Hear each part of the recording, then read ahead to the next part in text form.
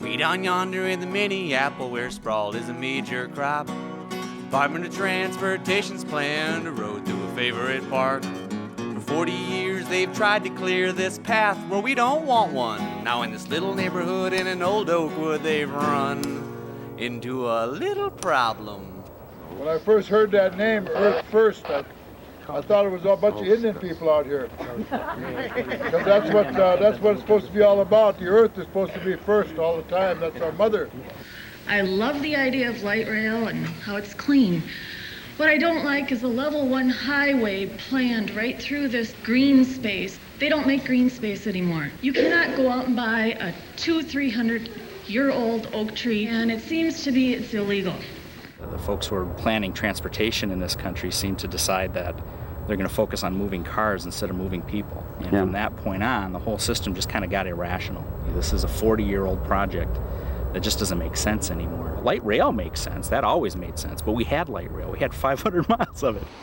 I mean, we got it all right here. The falls, Camp Coldwater, the birthplace of Minnesota, and Fort Snelling, and the place of the internment down there. So it'd be a great historic park, but instead they want to run a road through it. They're treating me the same way that they treated the Indians. They're pushing me off my land, just like they did them. Are you going to let the state of Minnesota and the United States government run a screaming road through the Plymouth Rock of your state? No! Not gonna take these houses for a highway. Not gonna harm one limb on these old trees.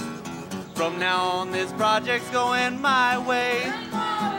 Someone please inform the DOT. The Minnehaha-Hiawatha highway stays in its place.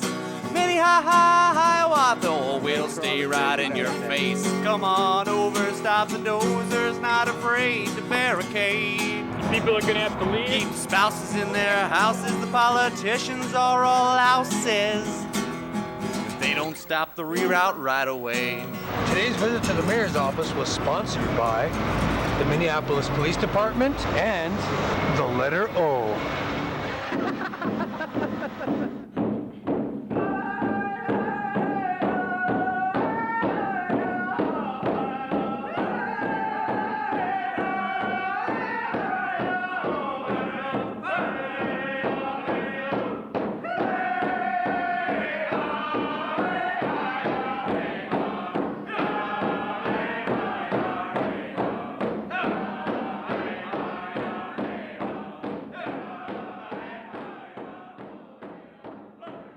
Along the river bluffs, there was trails leading right to the springs, right to good campsites, and this was one of them.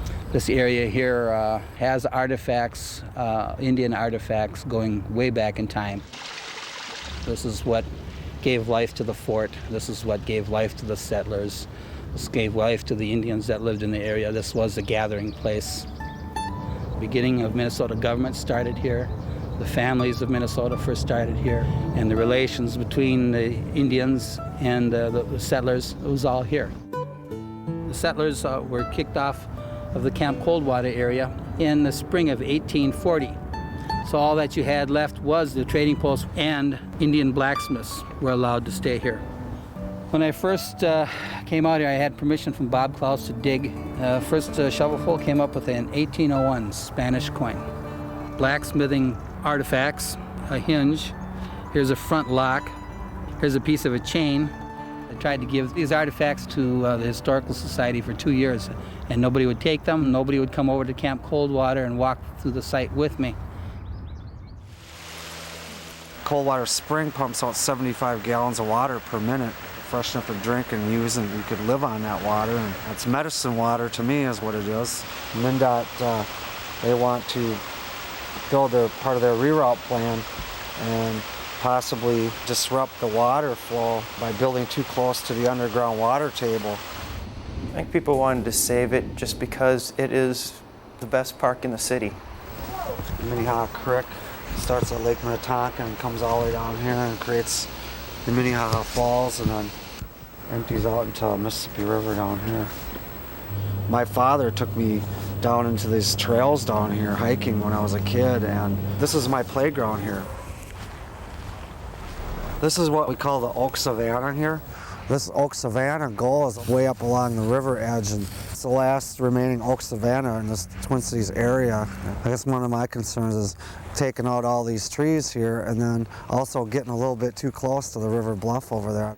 They could have run the light rail or busway as it was talked about originally, and the road down the current alignment, but it would cost $15 million more. And the only reason why they dumped it off into the park was to save that money.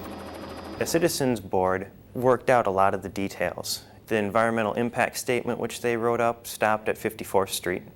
Well, because of their budgets, things took so long, nothing was presented until '92.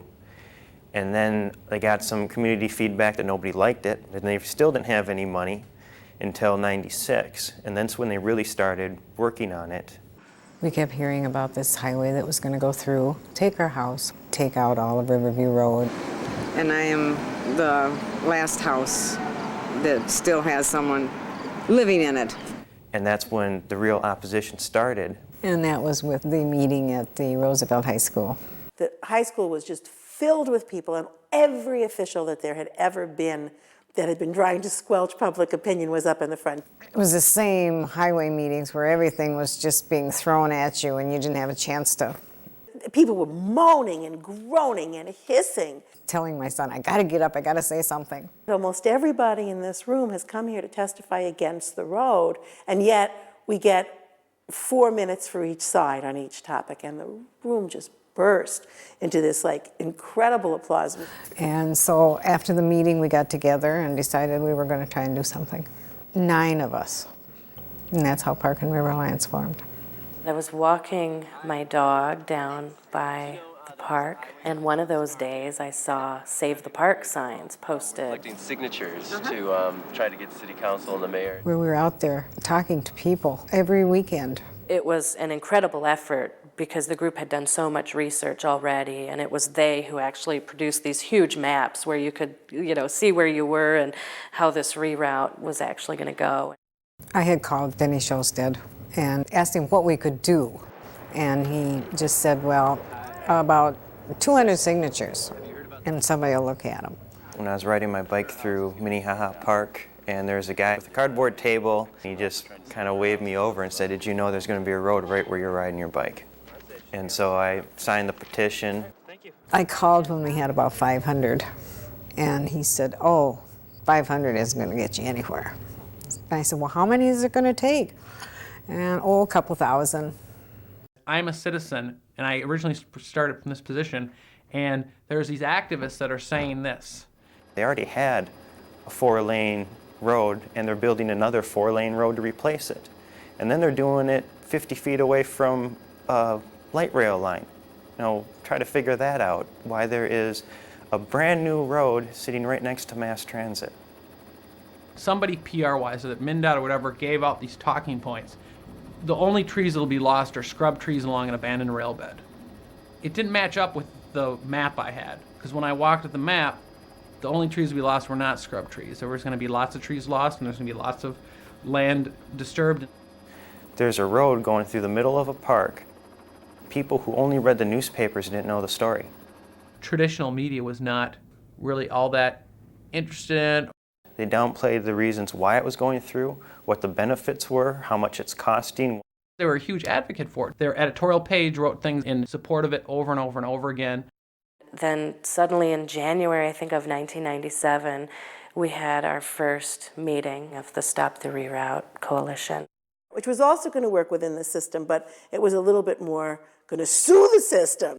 But when they brought the lawsuits to court, the judge said, well, statute of limitations had expired because the environmental impact statement was done in '85. You need to have said something in the first 7 years. When I would take elected officials for tours of it, I would say to them, the fight is going to be worse than anything you've ever imagined. I'll tell you the number one reason why I think that you should support and urge people to build in the current alignment is that I just believe that the public is going to fight this thing. Well, when we got 7,000, 8,000 signatures, nobody would look at them. Denny Shosted said at that point that 1 million is not going to do you any good, Carol. People are out of options. The representatives are not representing the people. Many of us felt like we were just, running into a brick wall over and over and over again. And there was talk about, forming this relationship with the Neighborhood Coalition and Earth First, and I was really interested in it. The other people that had been fighting this reroute for a long time, that this used to be a burial area. And then I talked to Chris Leith and some other elders about what this area was, and Gary Cavender.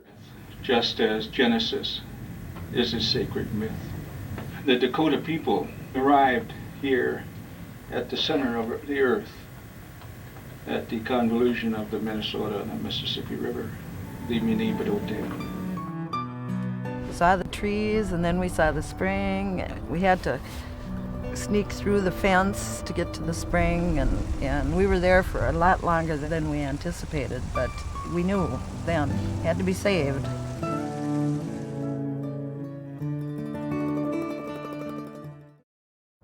At 7 o'clock that next morning, the 10th of August, the phone rang, and it was Mary Jo, and she said, "Can you come over now, because we think they're gonna take the houses." And I was really scared. I thought, oh boy, here comes my first arrest. And we got over there, and the police came and just kind of looked around and talked to a few people, and then they left.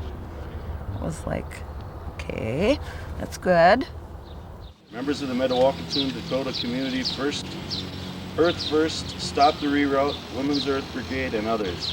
What we are demanding is that Minnesota Department of Transportation call off the reroute of Highway 55, that all decisions on land use in the city of Minneapolis be made by the communities that are affected, that we preserve all green space that remains in the Twin Cities, that the Mendota-Midwakanton Dakota community be recognized by the federal government as an official tribe, and that all the land claims that they have be recognized, and that this land that we are on here today defending, this sacred land, be returned to them.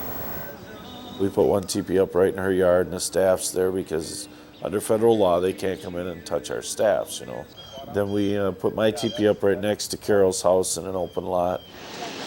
How are you guys doing tonight? Good. We started to get a lot of media attention, and word got out that way. 24 hours a day, since They tend to focus a lot on tactics. The challenge always is to use the tactics as a hook, but then to get them to cover the issues. what if they can run a VO or something? I think it was the biggest local news story in '98 and '99. I see a couple nubs there. We could make a lot of these trees work, but maybe there's certain trees that are easier, better shapes, more branches sticking out. We might choose one that's actually by a road just for visibility to the neighborhood.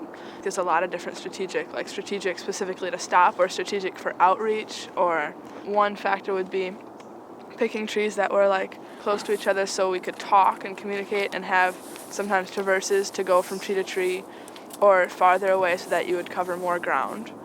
Maybe there's certain trees that are in sort of strategic locations. It's on a big hill where they couldn't roll a cherry picker, or it's close to water, or it's in a place where they absolutely have to clear before any sort of construction can go on. You climb a tree, you build some kind of a sit. Some of them were stands. We used a lot of makeshift materials. When you put a pallet up there, it's kind of like a base, and you can pretty much get more comfortable from there. Me and Toxic put up the first pallet that either of us had ever put up together, and it was called the wobbly sit. And not because of the IWW either. No, a net you rest down into, and your weight is keeping you in place. That's perfect. We took a lot of safety precautions, trained a lot of people in the right way to do this safely. Go ahead. Ideally, you would have food and water up there before the police surrounded the tree. Tree sits in the summer, in the spring, and the fall were a whole other story than tree sits in the winter. Definitely not as fun. 6 o'clock and the air is filled with good things. The scent of eggs and coffee, drifts upon the wind. Not far away the sacred fire burns. One century's shift is over and another one begins. People gathered from the four directions, united by a love of life, pledged to stand or fall. It's Wounded Knee and People's Park together. Here will be born a homeland, not a highway to the mall. And it's morning at the Minnehaha Free State, a little strip of stolen native land. Along the banks of the Mississippi, right here the Mendota make their stand. The Mendota people lived along this river, fished among its waters and hunted on the plains. Now they are a people with no homeland. They say here beside the river they'll remain. And it's morning at the Minnehaha Free State, a little strip of stolen native land. Along the banks of the Mississippi, right here the Mendota make their stand. We're grandparents, and never involved in anything like this, and kind of middle of the road, don't make waves. I admired the people that were doing it. And I really believe that the politicians and everybody just thought, well, they're going to go away. These people aren't going to stay. They're going to be there forever. When I lived at the encampment, I didn't stop smiling for about 8 months.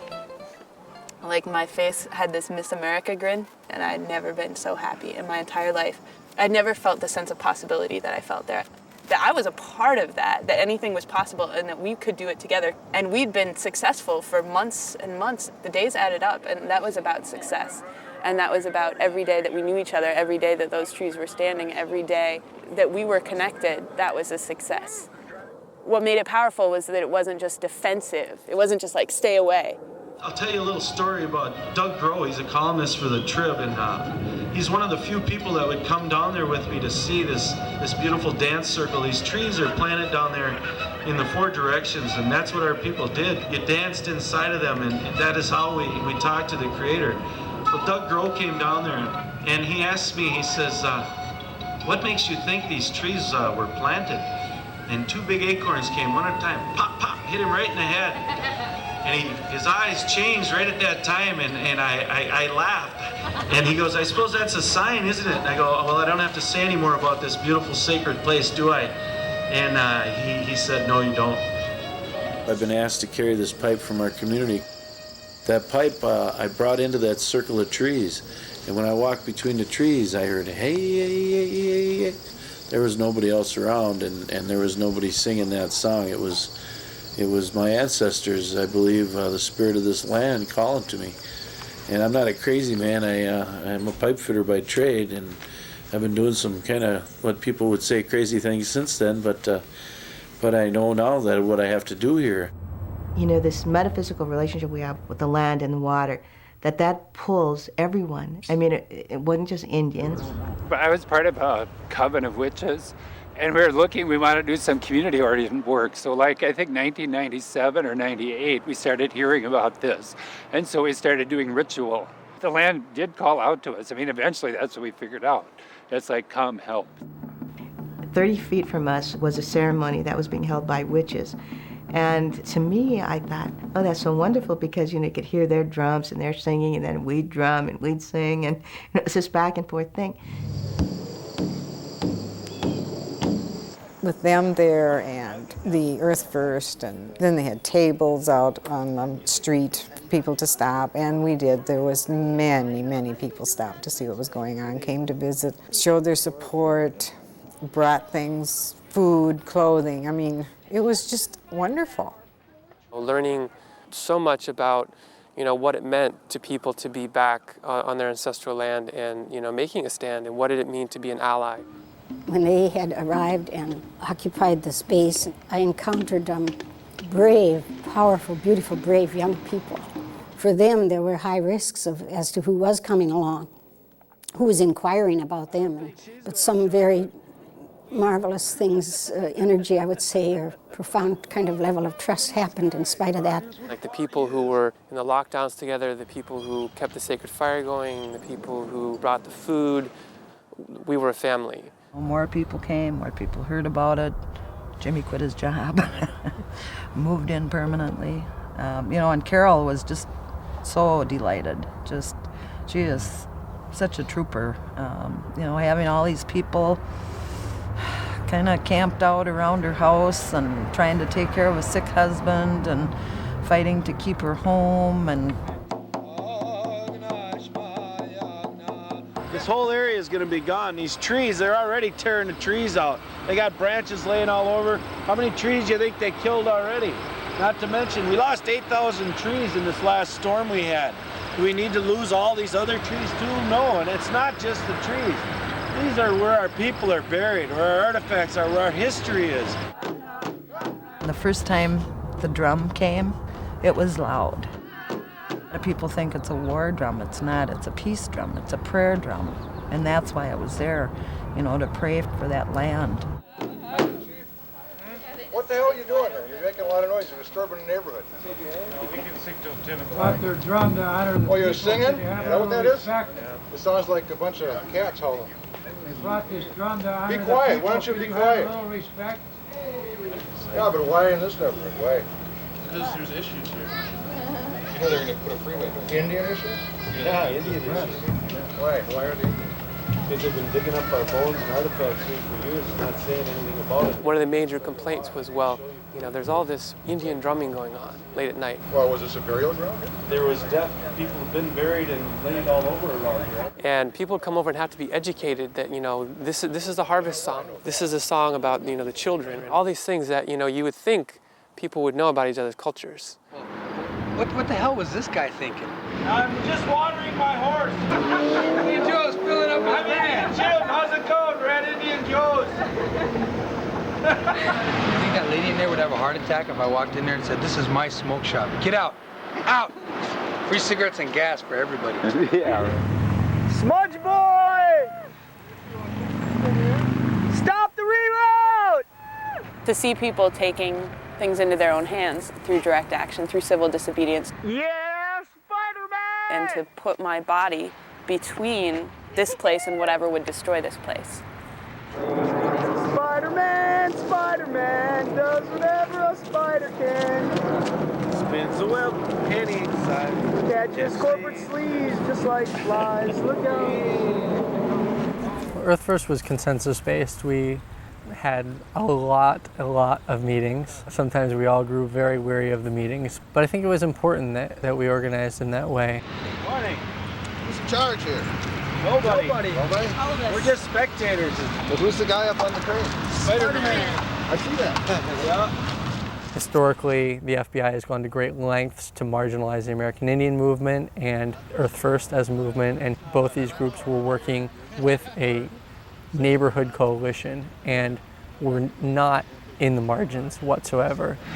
Tell the guy if he comes down, there won't be any arrest rate, but we can't do this every day. And they're driving away. Now. The cleaning of Camp Coldwater. Looks like a big gator.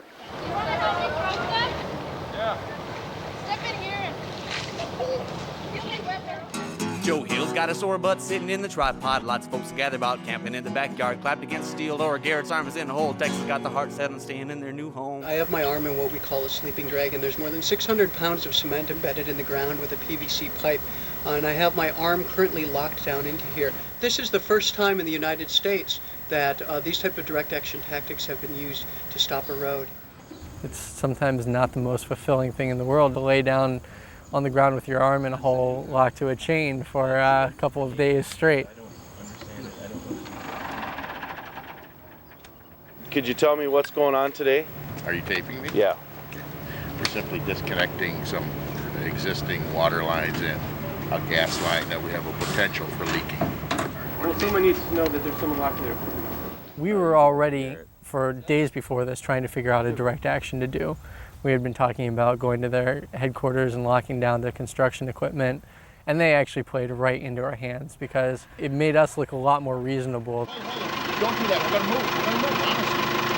He'll walk with you. We want to move out of here. Yeah. Earth first. The people that are here are the people to save the earth first. Finally, they said that, we'll definitely leave if you unlock. But then we had a little quick consensus meeting, and the news cameras weren't there yet, and if we hold out, we're going to have a media field day with this. We're going to be able to put the pressure on them. We were talking about doing this anyway. We're going to say that we're not going to unlock until they cancel this project. We can't unlock until the road is canceled. It worked really well. It got a lot of coverage. We got a lot of our message out there about this. Hey, we're still here. Hey, we're still determined about this. Hey, we're willing to take risks. It was a pretty good day. This is environmentalism with a face, with real social relationships around it.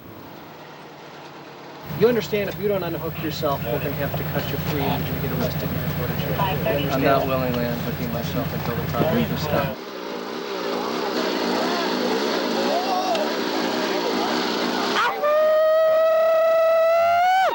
We love you, Special Sauce! Earth first! Right on, buddy! And they left for the day, and they didn't come back for another month.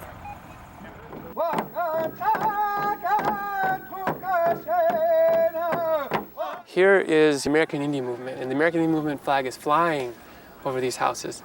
And people have a heavy misconception of the American Indian Movement. I mean, I know a lot of us did. People were making connections, and there would be an excitement that you could feel, between those of us having the conversation. And it was at a point in time when there was something that they could plug into, that they could do. Because what was so amazing about this whole thing was that it was people doing what they can do together. Initially, some of the old-timers who'd grown up there, I think, had a lot of empathy for Carol and understood what she was going through because they themselves had struggled to try and keep their houses. There's a man who shot himself in the woods right near there because he didn't want to leave. He was depressed and, he took his life.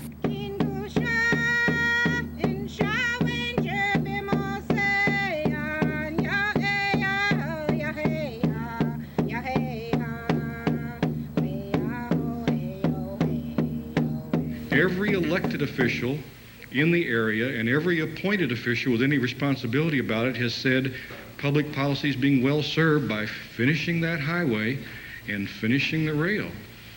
The rhetoric I'm hearing here is that the citizens were all involved in this planning. The alignment emerged from public preferences. It is the product of debate over nearly 3 decades now. They removed public testimony from the record so that when they turned in their projects, there wouldn't be the opposition that's really there. They didn't even get a slap on the wrist for it. If they rethink the reroute, will the whole project go down the toilet? Will we lose the federal funding? I think the specific answer to your question, I think, is yes. They're about the most arrogant organization of a public body I know of. They have the laws, they have the money. They'll go in with eminent domain, tell you your house can't be there, sorry. They won't even give you what it's worth. Friendship dance. MnDOT isn't really all that favorable to Native people because everywhere they put a road, we've been. If they don't say anything about it, don't stir up the beehive, well, then they go ahead and do their projects without anybody knowing until it's too late. Well, we were lucky to get in on this project when we did, or it would have been too late now. I grew up in southern Minnesota. This is what we call a tripod. Earth First has used this type of technology to prevent forest roads from going through, but it's the first time that it's really been used in an urban occupation. We had been planning a march and rally at the state capitol for a long time, put a lot of energy into it, and hundreds of people came out for it.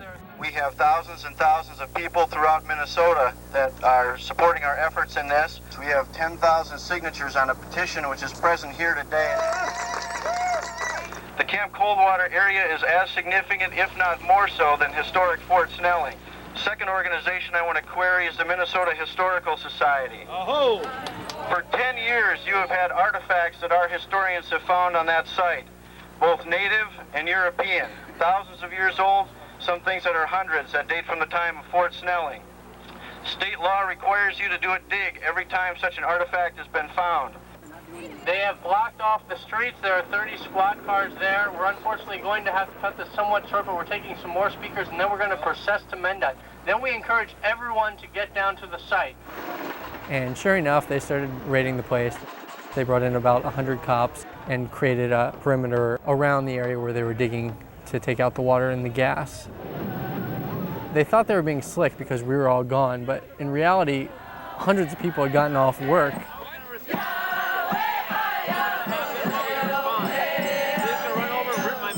If the water were to go bad in the city again, and this spring is destroyed because of MnDOT's action, as the Commissioner of Public Safety, what is it that you would recommend people in Minneapolis do to get safe water?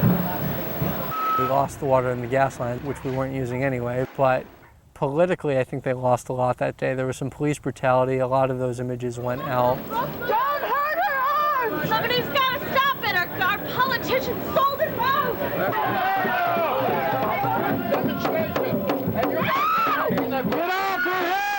The police were being used as a buffer between us and power institutions to make sure that we didn't, through direct action, become part of the decision-making process. We appreciate the fact that you were out here being nonviolent today. About 7 people were arrested that day, some of them hurt. We continued to articulate our sentiments. People could see that this is not a marginal issue, that we had a just and reasonable cause. We gained a lot and the struggle continued to build. What's it, 32.55. How old do you estimate the tree at about? About 130, 135 years. Ain't these beauties? Yeah. Well, I wrote an affidavit for the first federal lawsuit claiming that you can't put a highway through a park. Native people don't put up fences and walls and have stones carved saying, hey, this is the cemetery. But they do put up marker trees. And when you have 4 trees like that, our people pray in the 4 directions.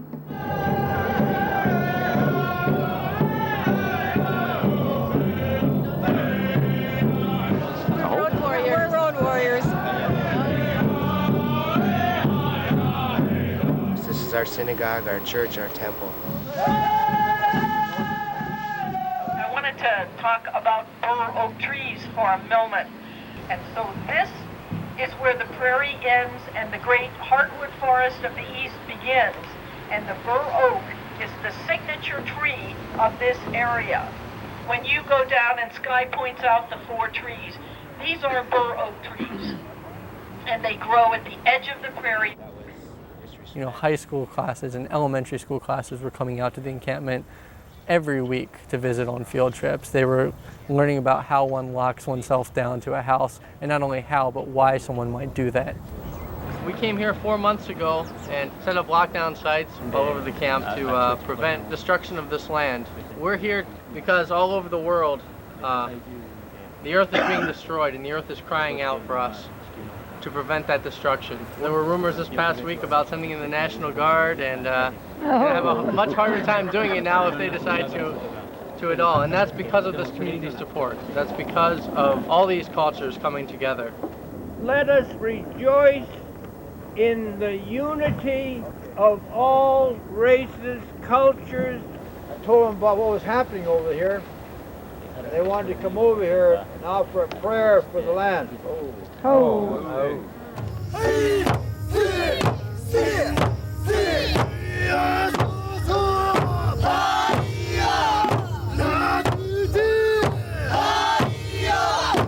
What one has to look at is a complete system that the Metro Council has come up with, a regional transit plan that has to start someplace. And we have selected the light rail transit corridor in Hiawatha as that place to start because all the constellations are properly aligned. The unions were for this, the construction companies were for this, everybody's pushed for it. This was a lot of money coming down the pipe, hundreds of millions of dollars. The 2 roads at this point will not fit together on the existing Minnehaha Avenue. We can creatively come up with solutions that would maintain transit along the current alignment and preserve and protect the green space and the natural and culturally historic areas in the greenway that extends from Minnehaha Falls all the way to Fort Snelling and beyond. But I think that it became this whole thing that if this group of people get them to change it, then other people, other places might get people to change it. And I almost think it became more of a war of egos versus the battle over what was right or wrong.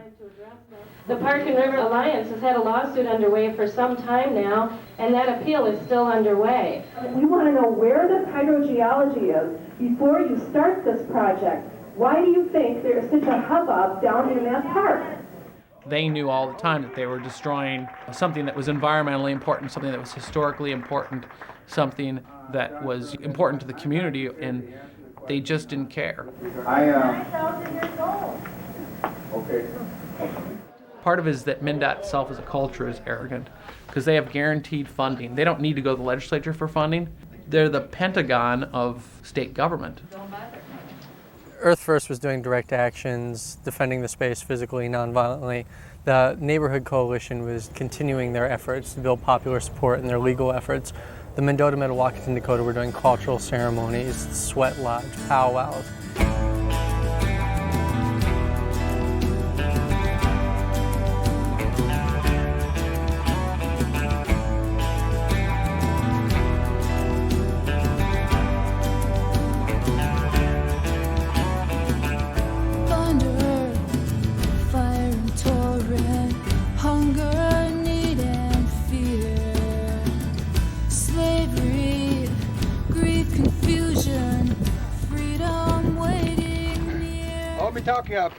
We're looking for support for a spiritual ride that we will be having from Makato. We'll be riding 25 miles a day. We will end at the Mni'ichacha Free State occupation.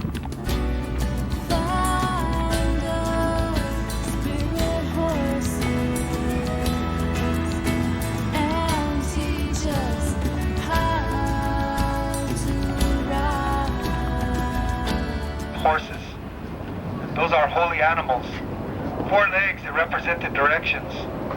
They have 2 ears that point up to the Creator. They have a tail that points to our grandmother, the earth. And you sit in the center when you ride. We've spoken with several people down at Prairie Island, the Owens, sobriety riders from Turtle Mountain. But if there's any federal agents listening, don't try to stop our ride because we're just going to run you over with our horses.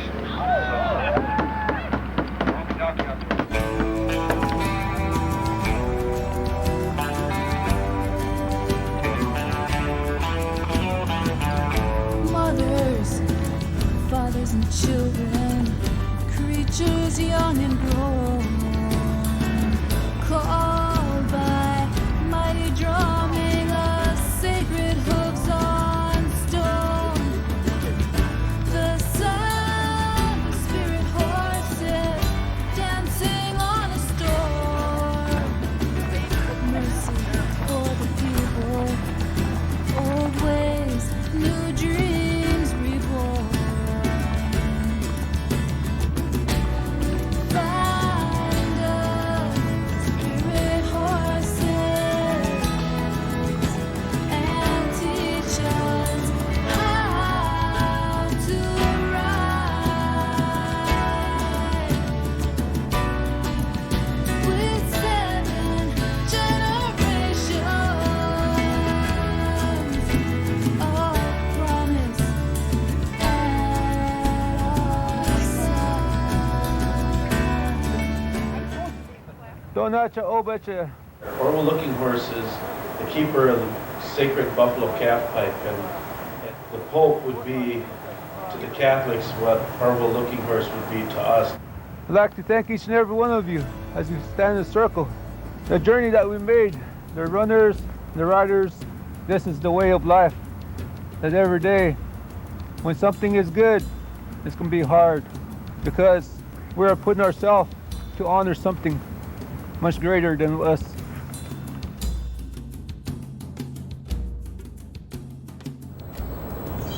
They condemned her home. She went to condemnation court on it. Finally, after 43 years, she asked me what she should do. They were only going to give her so much money for her home, and I simply told her, Carol, your fight's over. You fought this thing long enough. The spirits kept you here to fight this thing. And raccoons, I saw them last night. My God, they're huge. I mean, they are huge. That's one of my biggest sadnesses, is to leave all the animals.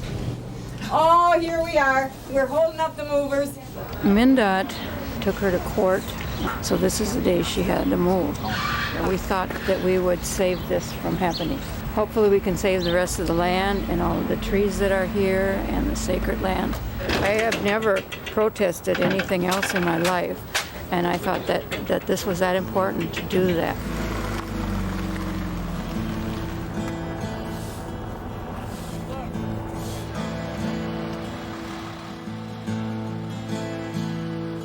There's a river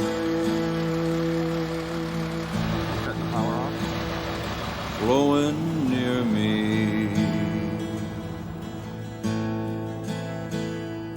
and I've watched that river change and grow.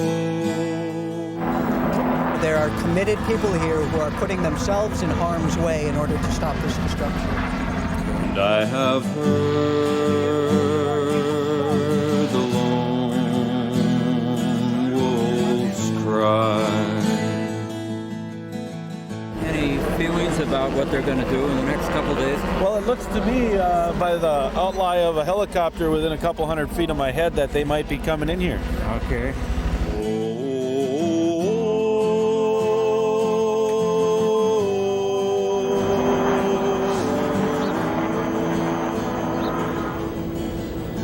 If you're into nature and you love trees and birds and all that, and you're with nature, then you're a terrorist or you're a goof, you know? I have seen great glaciers melting. You get my picture, huh? And I've met lightning. There's another one. Eye to eye.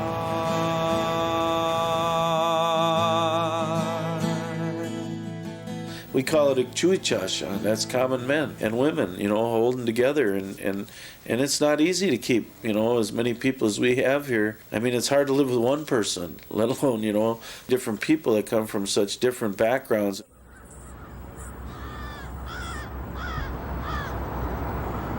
But now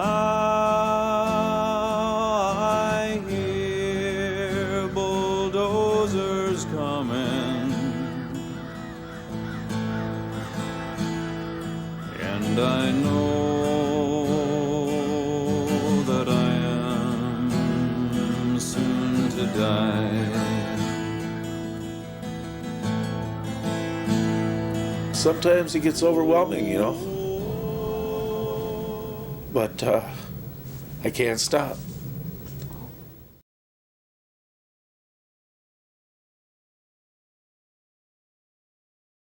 I got a phone call on the 19th of December, about 11 o'clock at night, that this was the night that they were coming to bust the camp, and that I should come there to be a nonviolent witness. We had this phone tree with thousands of people on it who wanted to be notified. And then I got another call from basically a friend in the media who had heard it. What they did by coming in at 4 a.m. is they made that phone tree ineffective.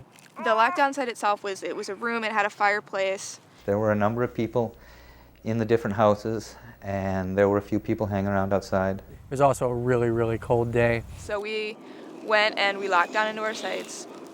We had a cell phone in there, and Jimmy was out roving in his van, and I remember him calling at one point and just being like, Marshall, there's just this incredible line of state troopers heading towards the airport. He set up his van so he could see the National Guard base, and he watched as they just poured in with equipment. Joe Hill was getting himself into his lockdown position in the about 20-foot high tripod. And there was a ladder up against the house, and I said, would you like somebody up on the roof next to you? I phoned up the Earth First Journal office out in Oregon and was just like, this is it. And they're like, how do you know this is it? And we're like, because we can hear the helicopter. And suddenly all these yellow Ryder trucks start coming down Hiawatha, and then we see other police cars now coming too. We didn't know what was going to happen. And we were very concerned because some of our friends who were out in California had received pepper spray in their eyes directly. This judge in California said that it was okay for the police in California to basically torture people to get them out of their lockdown sites. Gas started coming into our lockdown right before they arrived. There were 7 Ryder trucks, one went to each building, and the garage door kind of thing on the back of the Ryder truck just shot up really fast, and soldiers exploded out of that truck. And they had helmets on, and they had assault rifles, and they had flashlights. The infiltrators had sabotaged a lot of things around the encampment in the 2 days beforehand, locks to some places so that the police could get in easily, creating holes in walls of some places so that they could gas into the rooms. And it wasn't like they poured out of those trucks and then wondered what to do. I was sort of expecting the police to follow what are supposed to be procedures that are followed in the United States. It looked like a scene out of another country, like the stuff you see on TV where they show the military is crushing the people. It was very similar. And then behind the yellow trucks came a parade of state patrol cars. And then they drove up into the yards of the people across the street. So there was a line of running police cars, bumper to bumper. And all we heard was the sound of breaking glass. They were throwing tear gas into the basements where people were locked down. And I couldn't breathe. What are they doing? Putting these sticks between us and our friends on the other side of the street so that when they beat our friends up, we will not be able to witness that. And the police officer who was facing me went, They were clicking their guns, you could hear that noise. They were just screaming, get down, get the f down, and they were above us, and it was like elephants. We hear just boots on the stairs, running down the stairs, and they were screaming. One was like, hey, should we tear gas them, boss? You know, and the other one was like, no, they've got gas masks down there. And I know the difference between authority and aggression and fear. And there was fear in their voices. Which was interesting because we were the only 2 people in the entire camp who had gas masks, and they knew it. Come out with your hands up, come out with your hands up. And both of us had locked into the chimney at this point. A frightened cop who's about to barge into a dark room where your arm is hidden in a lockdown. At that point, Solstice and I decided to unlock. It was a difficult decision because we had to pry this thing off with a crowbar, and the decision to pick up a crowbar while they were trying to batter down the wall, and it looked like it was going to go. As we're getting pulled out through this thing, they've got their laser sights like on us, just trained on us. You know, and they're picking me up, holding me, and just screaming, where are the weapons? I was on the ground, but I was tackled like by at least three different people. The major command was show me other hand, and I was explaining to them, although they probably couldn't hear me very well with the gas mask on, I was explaining to them that I'm nonviolent and I can't remove my hand, it's locked. No, we know you can remove your hand. You have a strap around your wrist with a carabiner on it, and that carabiner is linked into a little piece of rebar in the middle there. So we know that you can unlock that carabiner anytime you want to. And we were like, great. They hit you right on your muscle here, so you can't, like, it doesn't leave marks, and like it was incredibly painful. We called all the media when we knew something was coming down, and they never came. The press came with the police after the yellow trucks. The media has no footage of the soldiers pouring out of those trucks with assault rifles. The media being boxed in and kept from the scene gave the police free rein to be incredibly brutal, and some would even use the word torture to describe what happened that night. They ripped my mask off, and they applied, like, I don't know if it was pepper spray, pepper gel, or whatever, I didn't see it. Sprayed the pepper spray onto his glove and wiped it in our eyes with his glove.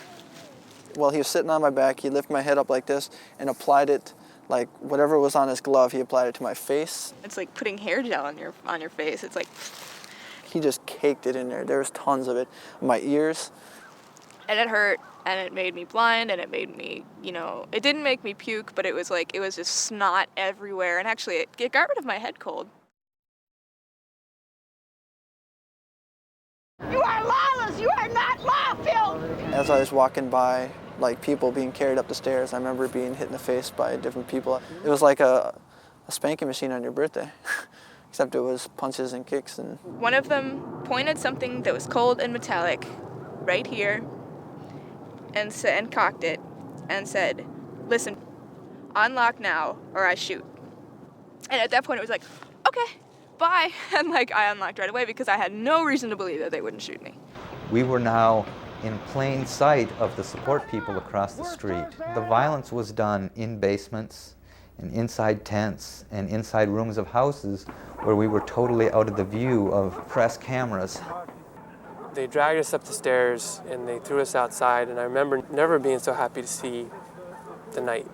Just really feeling like if something had gone wrong or someone had dropped something or if we hadn't been totally just disciplined about what we were doing and how we did it, that someone could have been shot really easy. They got a ladder, and two of them climbed up on the roof where I was. And he says, "Are you going to come down now?" And I said, "No."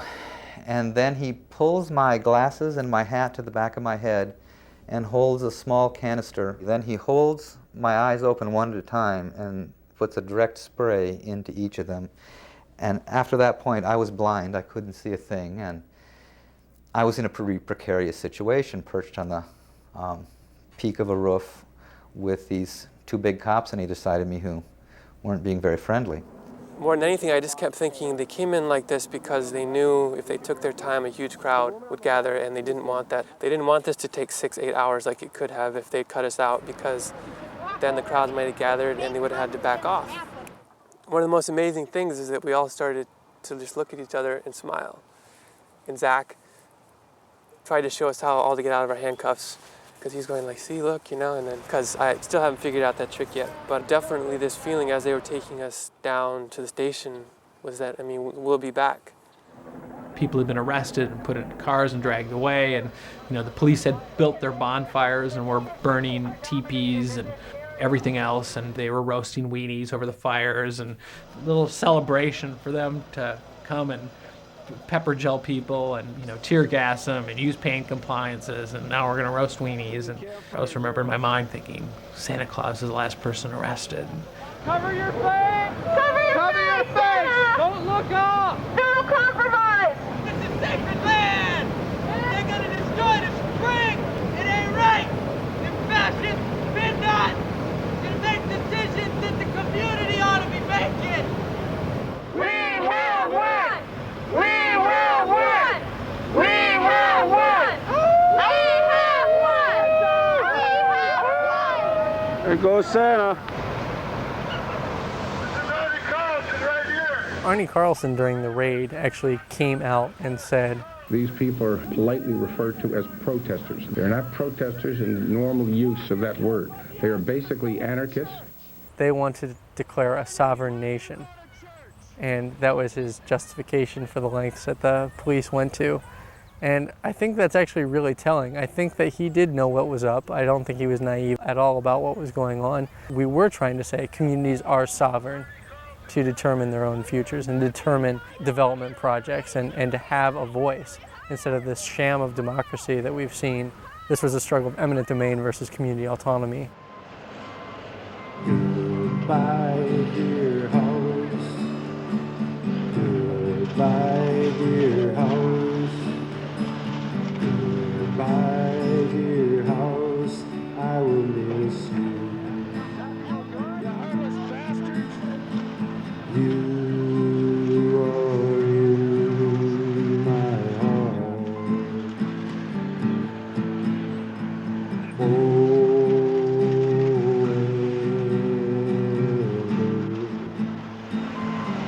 Goodbye, little house.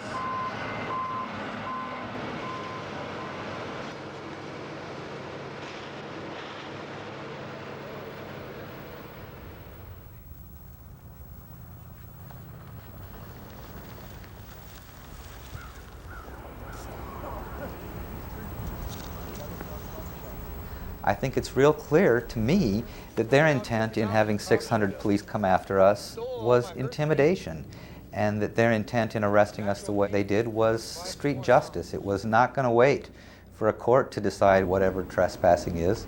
Too small a charge. All they're going to do is slap our hand for trespassing. They wanted us not to come back again.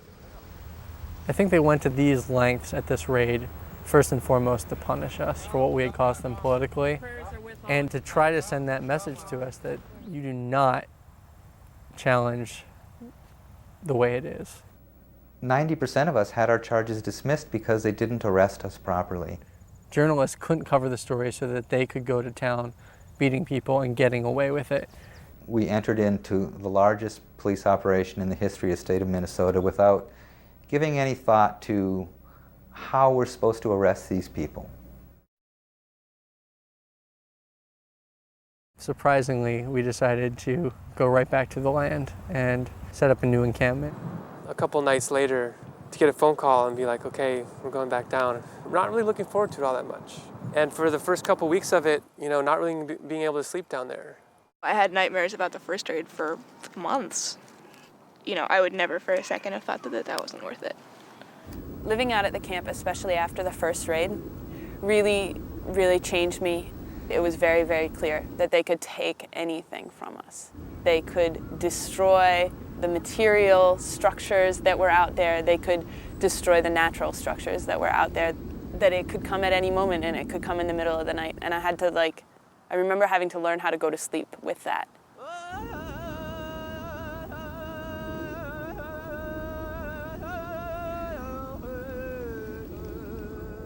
And what really mattered were the other people that were there.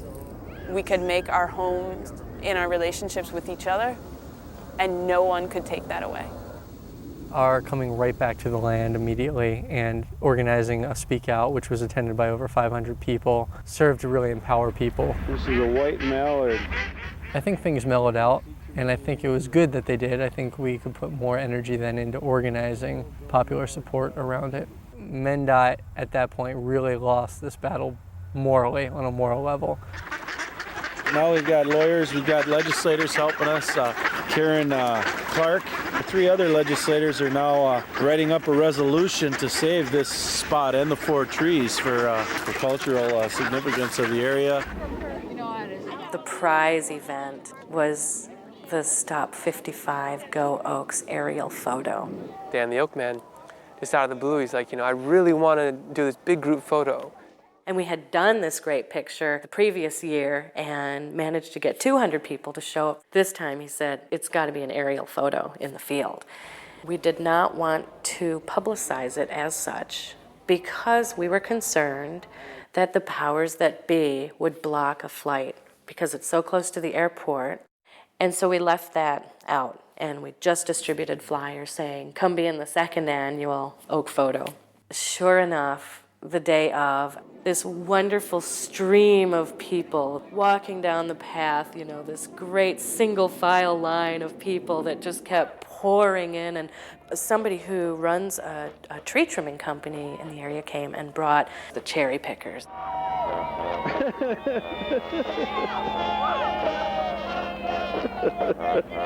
And I remember rising up in this thing, and I had my camera, you know, with me, and all of a sudden through the viewfinder, I was like, oh, you can see it! You can see it! So Stop 55, Go Oaks! And I cheered from up there, and everybody cheered from down in the field, and it was so thrilling.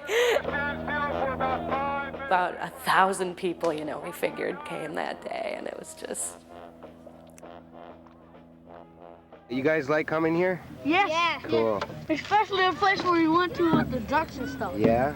Yeah.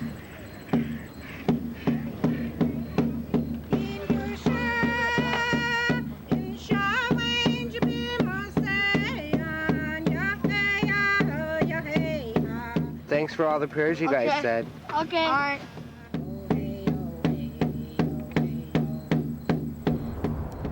God put us here. Creator put us here. The Budewa Kantun Dakotas always considered this place to be the center of the earth. The creation story for the Budewa Kantun, or the Mendota Band, is right down here, where the confluence of the Mississippi and the Minnesota rivers. The first creation come from that point. So there are sacred sites here that spring where the spirit of Unktehi lives. So that's how important this land is.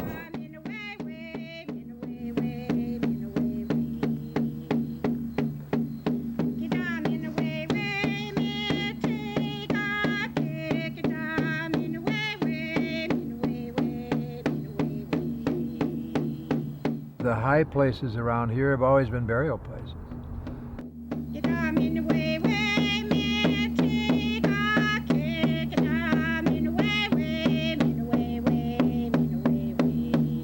I always grew up knowing the teachings because my dad would tell us that had always been a place where Native people had met, and in fact there were many graves all along there. There were many babies and children who had died at Fort Snelling, and that the spring was a sacred place.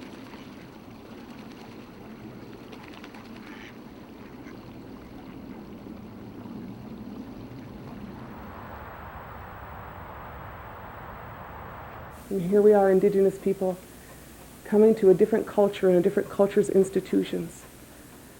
Who will decide what is sacred and what is a traditional cultural property? Our people have always planned for 7 generations ahead.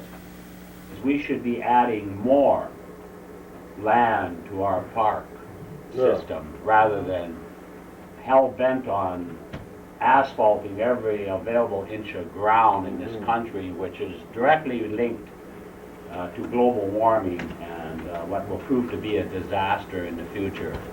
There's no other grounds that are described. Yeah, and the nearest that I can say to you is near the falls. The lodge being near the falls, between the falls and the sacred water place. There was the lodge, to which all of these people congregated either together or separately at times. Come to the lodge and experience it, then you'll understand.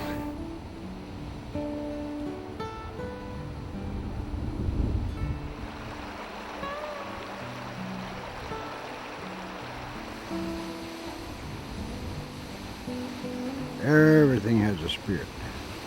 Everything. It's very sacred.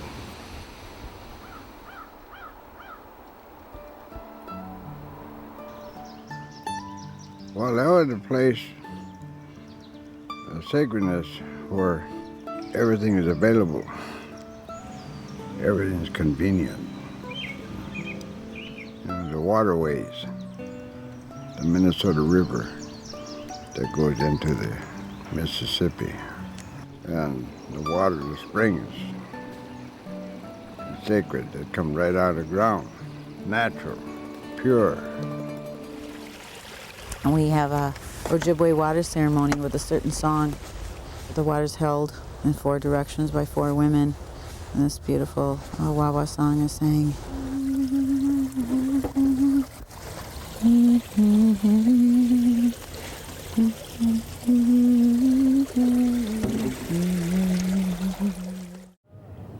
I felt really sure that once we were at the spring, that how could their hearts hold on to their feelings?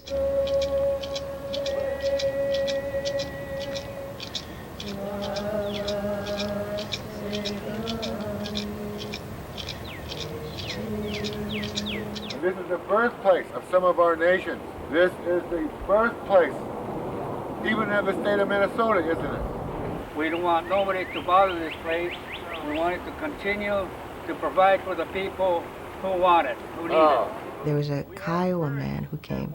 Even though that tribe isn't located here, the Mississippi is very important, and how every so many years they have a ceremony where they begin at the headwaters, and then they stop at Camp Coldwater, and then they stop at various places all the way down to the Gulf of Mexico. And that water keeps on running, and those trees are standing tall, and together we are calling. You can't build that road at all, and I can see tomorrow and the years and years to come, and I see the trees are standing, and I hear that water run. They said thank you. I mean, they did hold themselves apart from us, you know, you could feel that. They had hired a company, and that company took 15 hours of oral testimony by Native American elders from all over the country, and used that 15 hours as an appendix to the more objective Berger report, proving that the trees weren't sacred. We talked, in all our testimony, we talked about the whole area. People came here and camped and used this as like a sanctuary. You agree with that? They said that the land was sacred from the falls to the water. Right. And then we know there were burials at the fort. So that whole area from the falls over would be sacred land. It's a traditional gathering place, and it was at one time neutral ground, no question. and there is no evidence to support claims that human burial or Native American sacred sites lay in the path of this project. The majority of the actual archaeological shovel pits show that the area had been previously filled and previously disturbed. That argument that this is an already damaged area. Well, you know, why would you expect us to protect this because it's already ruined, and we ruined it, is something that comes up over and over again.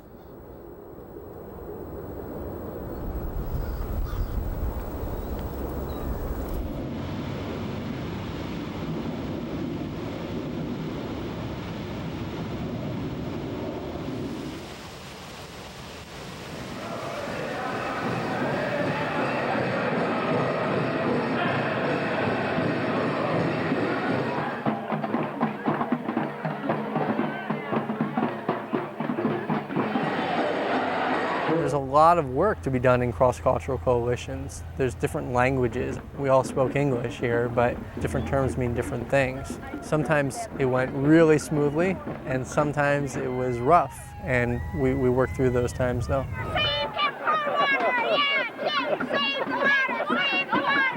There's a whole period in which people, particularly from the Mendota community, really wanted things to kind of calm down a little bit. They wanted to focus more on the encampment. When they really started coming for the trees up there in the park, it was just all-out defense for the land there. You're going to be arrested. Please move across the road. This isn't illegal action. These people are in the park. You're arresting people in the park. She's hurt? What's wrong? You're What the one God are you serving? He's wrong!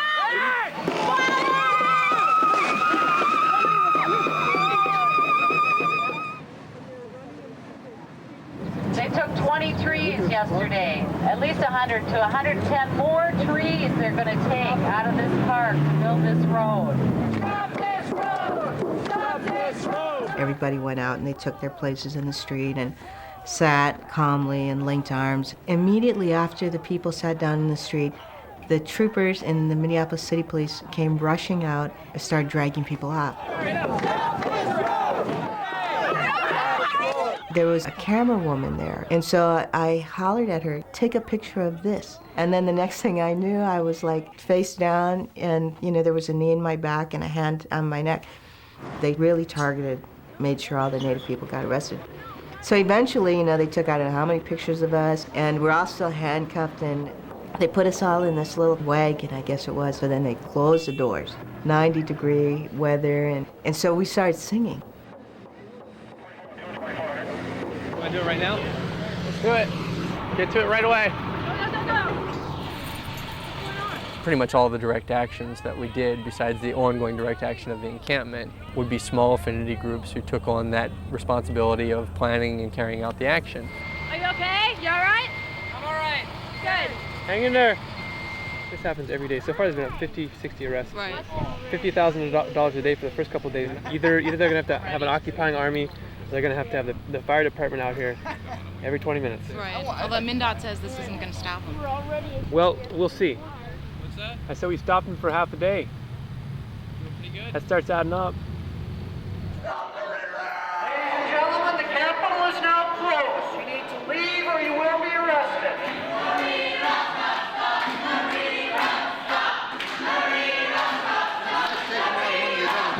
And when the cops and dozers come to carry off every face, will you come to Minnehaha? Rise up, lock down, and take their place. 'Cause it's morning at the Minnehaha Free State, a little strip of stolen native land along the banks of the Mississippi. Right here the Mendota make their stand. It's morning at the Minnehaha Free State, a little strip of stolen native land. We had this moment when we were able to unite with the African American and Hmong people up north who were having their houses bulldozed on North Highway 55, and we had the North-South Highway 55 coalition, and we stood together. And that whole thing about divide and conquer stopped working. Really at the heart of this was the question of how communities make decisions. We just decided to march without a permit. You had Jim Anderson and Reverend Curtis Heron at the front of this march. I remember the cops sort of like careening down the street towards us and getting out of their cars and sort of running up, and then they see Curtis Heron there. And they get back in their cars and then they escort the march the entire rest of the way. Right before you cross over the bridge, the creek, there's this, like this big cottonwood that like grabs at me every time I go by because it's threatened. It was successfully in the way.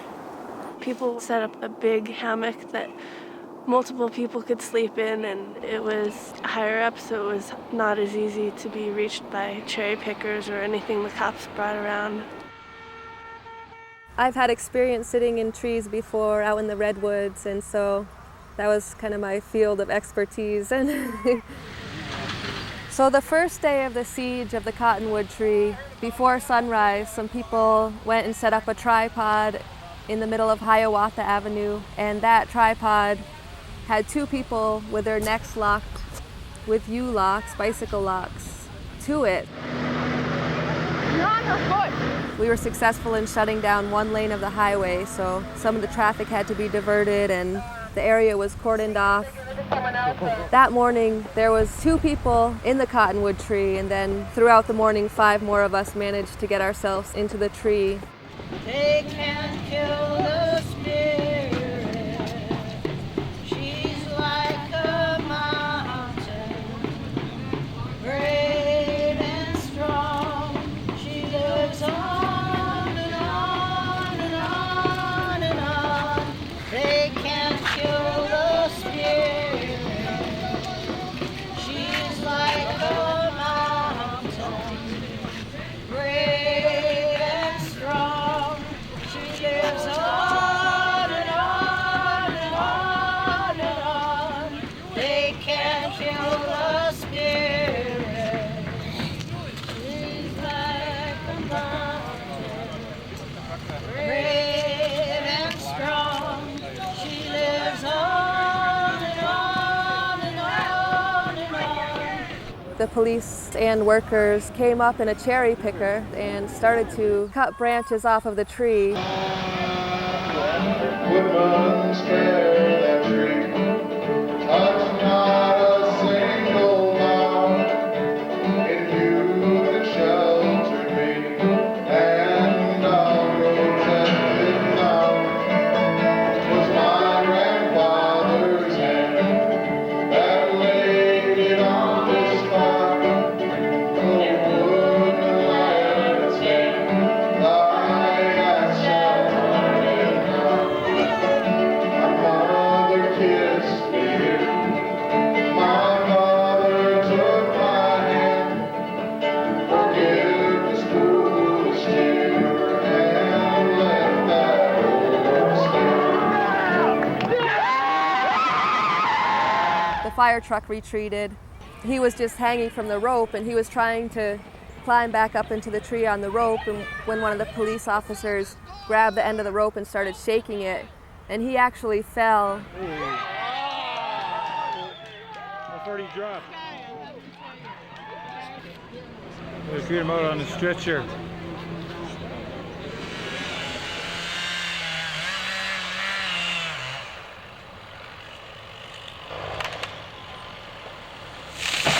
Wednesday, September 29th, I locked down with 10 McAllister students in MnDOT. Let's go, trees, let's go. Let's go, trees, let's go. We went in about 8 o'clock, 5 people in lockboxes. Let's go, trees, let's go. Let's go, trees. You need to leave the building, you're going to be arrested. A friend and I, we were locked into the revolving door. And we sat down and we locked our necks together. And that happened next door to us too with another revolving door. You need to leave or you will be arrested. Why can't I not be over there where the other people are? Because it's an unlawful assembly and you're part of it. About me and most people, there are other people that want to go over there.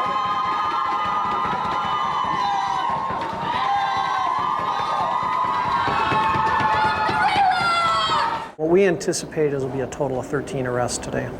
They're making a statement. Unfortunately, by doing so, they're creating a fire hazard here in a state building. You've got probably close to a dozen state troopers here, and that's a drain on our resources as well, as is that entire Highway 55 project. checking all the trees and. Vengeful, maybe that's the right word. Because after we locked down, the next day they cut down 13 trees. Was somebody in it? No.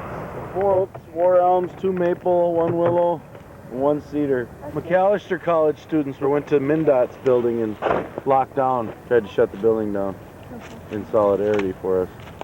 Those of us who lived at that encampment for the first 4 months, and Carol Kratz, who lived there for most of her life, were particularly connected to the trees in that area. We knew each one of those trees. We spent a lot of time sitting in them and just passing by them on security shifts. I haven't won yet, man. I have vowed that they're not putting this road through here. It was a real honor to be in that tree. The cottonwood is considered the tree of life to the Dakota peoples and many different native tribes of this continent.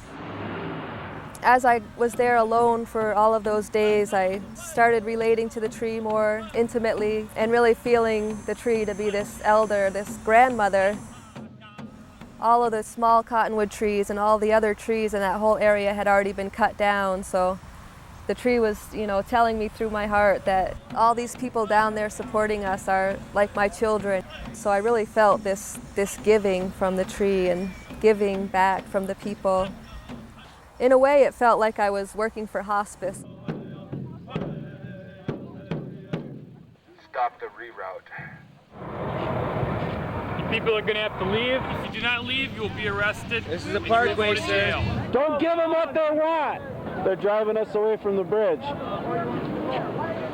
The fire truck turned towards the cottonwood tree and started coming towards the branches that I was occupying, and they first went for the web, and they started slashing the web with big knives until there was really no place for me to be. They were able to cut my safety line that was attached to the tree. We call it a lifeline. We love you, Neville! So here I was, having basically fasted for the past 4 days, and I was feeling a bit weak. And all the lights, there were about 60 police cars on the ground, and so the police just started reaching out and grabbing for me, and my knees got wobbly because it was pretty scary just being there, not connected to the tree anymore. I basically surrendered and stepped into the bucket of the fire truck.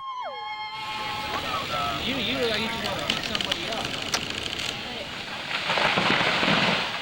Things escalated when they were up in the north part, cutting down lots of trees, pretty much every day or every week. That became a pretty dangerous situation. People were really at their end. Construction workers were, cops were. We were all stressed out, and police and construction workers were not valuing people's safety or lives. What about her? What about her? She's 17 years old. It started to become pretty apparent that unless there was a political miracle, we were going to have a real difficult time winning this struggle. It was hard to think strategically when you can't envision victory anymore. We were told that we had to put some offerings here. We're going to put eagle feathers in the tops of these trees, and we're going to give something that people don't usually know about what Indian people do, and that's giving of yourself. We're going to put flesh offerings on these trees. That's what we were instructed to do.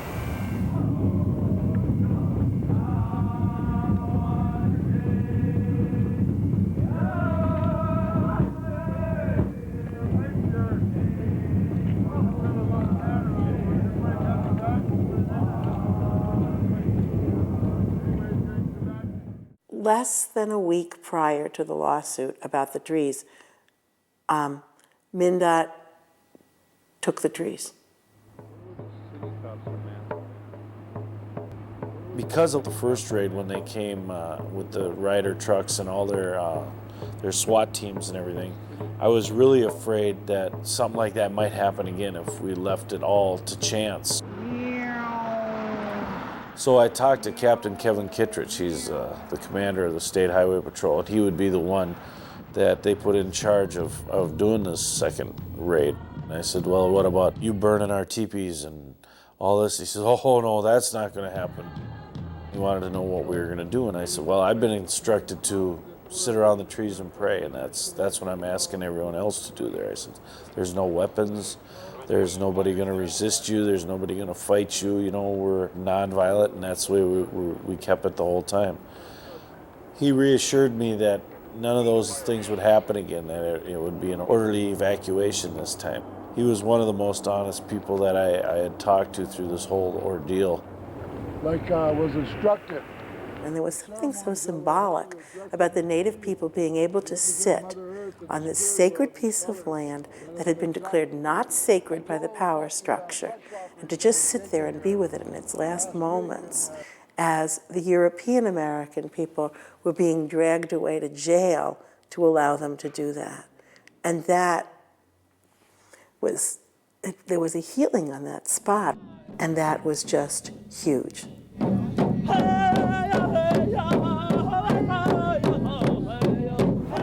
I speak for this tree. In the path of another road, are we designing for cars or for people?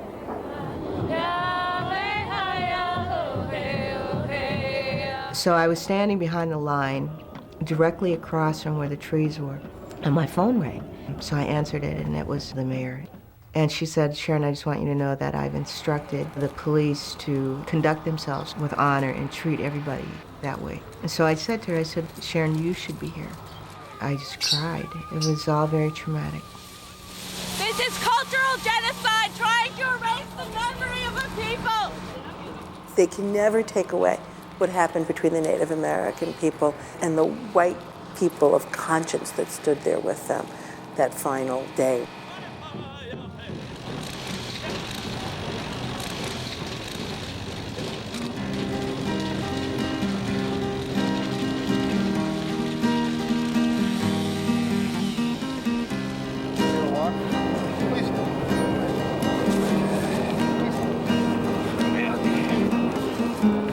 Why are you weeping?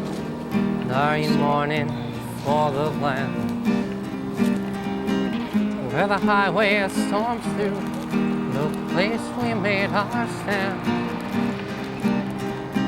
By eminent domain they came, and the forest fell to their command. Pepper spray and chainsaws, it's painful. Here's my hand. Hold it now and you will feel my energy has drained from 16 months of weather and sun, snow and rain, from bottom line and lockdowns and learning sacred ways, from 16 months of battle in there and its own pain. But we had a feeling I just can't explain. Chainsaws and dolls as we send on their way. Sometimes we even believe we'd stop that highway, so hold on. Minnie, ha-ha, sing your song. I walk up in here so long. Minnie, ha-ha, roll on. Whoa, whoa.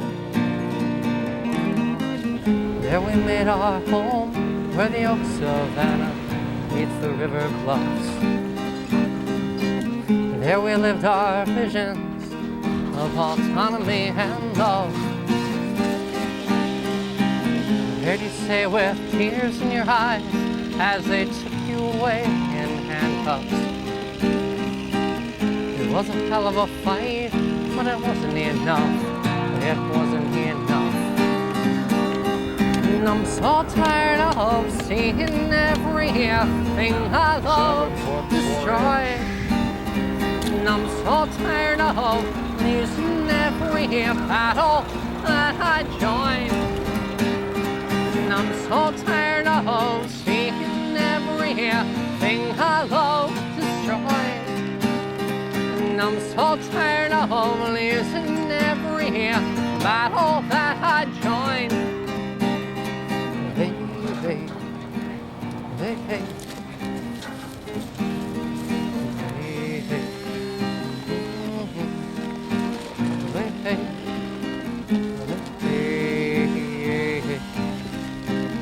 Don't despair, not all is lost. They make a fair damn highway, but just look at the cost. Next time they want to pave the sacred, you know they'll hesitate. Last thing they want popping up is another free state. So don't despair, this was a hell of a training ground for the next fighting for the next round. And the kids raise your at mini ha bound to throw some of the punches that bring this system down. Don't give up hope, there will be rebirth. And beauty and rebellion shall become synonymous, more and more in the people's consciousness. Don't give up hope, there will be rebirth. As the system makes a sicker hand and defies the earth, then beauty and rebellion shall become synonymous, more and more in the people's consciousness, more and more in the people's consciousness. Beauty and rebellion shall become synonymous, beauty and rebellion shall become synonymous, beauty and rebellion shall become synonymous.